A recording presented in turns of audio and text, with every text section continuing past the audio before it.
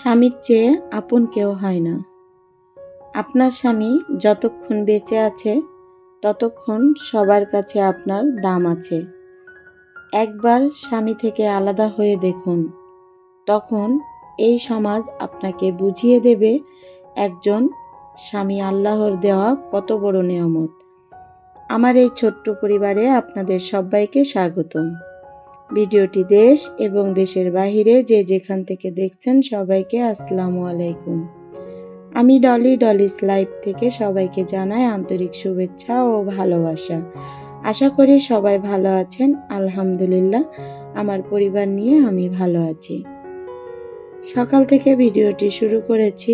আমার কাজই তো গাছ লাগানো, তা গাছ লাগানো আপনাদের সঙ্গে দেখিয়ে দিলাম। এখানে কয়েন প্লান্ট গাছ আমি পানিতে রাখবো। আমার বাহিরে আছে, ওখান থেকে কিছু গাছ আমি উঠিয়ে নিয়ে এসেছি। এনে আমি এগুলো ধুয়ে আমি একটা গ্লাসে রেখে দিয়েছি। ওটা আপনাদেরকে আমি পরবর্তী ভিডিওতে অবশ্যই দেখাবো। এর ভিতরে যে আমি দুপুরের রান্না করতে চলে এসেছি। আমি কিন্তু এখানে অফ ক্যামেরায় অনেক কাজ করে নিয়েছি। আসলে সব কাজ যদি আমি ভিডিওতে আপনাদেরকে দেখাতে যাই তাহলে তো ভিডিওটি অনেক বড় হয়ে যাবে, তাই না? এই জন্য আমি সব আপনাদেরকে দেখাতে পারিনি। আমি এই যে দুপুরে রান্না করতে চলে এসেছি। এখানে আমি রান্না করে নিব এই ভেটকি মাছ দিয়ে, বরবটি দিয়ে, আলু দিয়ে ভাজি করব। এটা আমার ভাসুরের ছেলে এটা খাবে, তা ওর জন্য আমি এই রান্না করতেছি।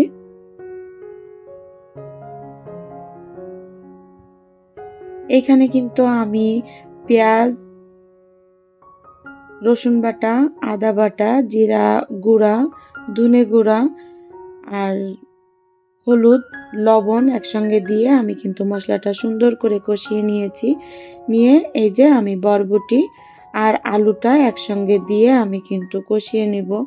এতে আর পানি দিব না, আস্তে করে ঢেকে আমি এটা সুন্দর করে ভাজা ভাজা করে তারপরে নামিয়ে নিব। এর ভিতরে আমি প্রতিদিন আপনাদেরকে যেটা বলি আজকেও আমি সেটা বলে নিচ্ছি। আমার ভিডিওটি আপনাদের কাছে যদি কোথাও কোনো জায়গায় একটু ভালো লেগে যায় প্লিজ লাইক দিতে ভুলবেন না।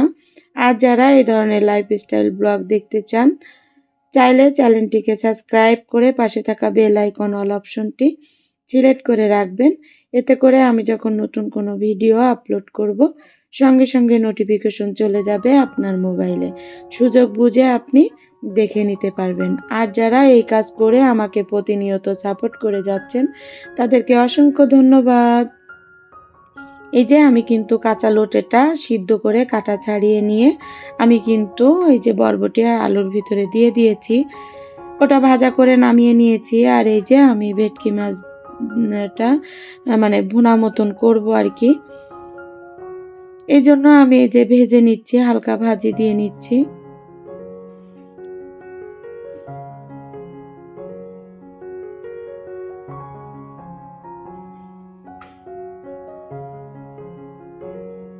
এখানে কিন্তু আমি অফ ক্যামেরায় এই যে আমড়াটা রান্না করে নিছি, কারণ এই আমড়াটা আপনাদের সঙ্গে শেয়ার করতে চেয়েছিলাম কিন্তু আমার মোবাইলে চার্জ ছিল না আর রান্না করতেও দেরি হয়ে যাবে।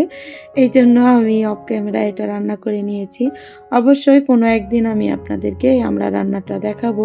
এটা নারিকেলের দুধ দিয়ে আমি রান্না করে নিয়েছি। এই যে আমার ভাসুরের ছেলে খেতে বসে গেছে। এই যে আমাদের দুই বউয়ের একটাই ছেলে, দেখেন ওর কি অবস্থা। এই যে ও খুব হাসি খুশি, ও খেতে বসে গেছে। ও বারবার আমাকে বলতেছে যে কাকি তুমি আমাকে ভিডিও করবা না? তাই আমি বললাম হ্যাঁ অবশ্যই, কেন করব না।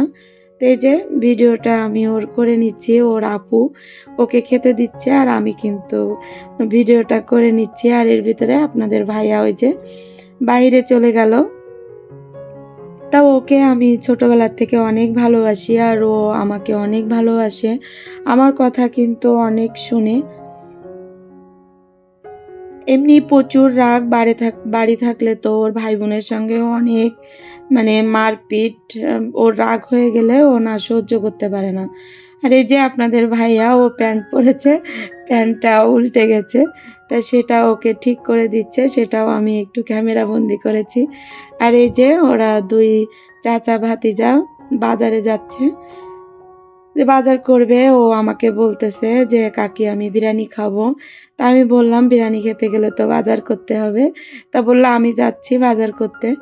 তো ওর কাকু বলতেছে তোমার কি টাকা আছে নাকি যে তুমি বাজার করতে যাবে? তাও বলল আমি কেন টাকা দিব, আহ, আপনি আমাকে টাকা দিবেন, আমি বাজার থেকে বাজার করে নিয়ে আসব। তো এই তো ওর কাকুকে সঙ্গে করে নিয়ে ও বাজারে যাচ্ছে, আমি সেটা ক্যামেরা বন্দি করেছি। তা আসলে এগুলো স্মৃতি, আমি স্মৃতি রাখার জন্য আর কি ভিডিওটি করে রেখেছি।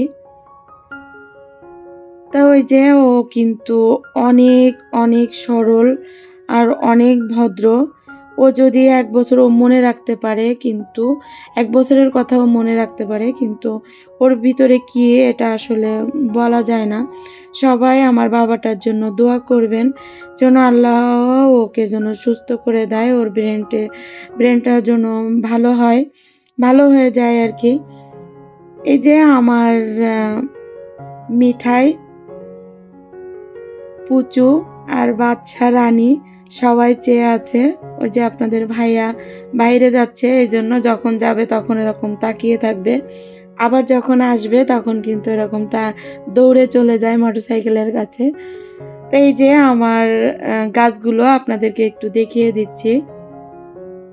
আসলে গাছ দেখলে আমার তো অনেক ভালো লাগে, আপনাদের কেমন লাগে অবশ্যই কমেন্টে জানাবেন। এই জন্য আমি কিন্তু সবসময় আপনাদেরকে গাছগুলোই দেখাই।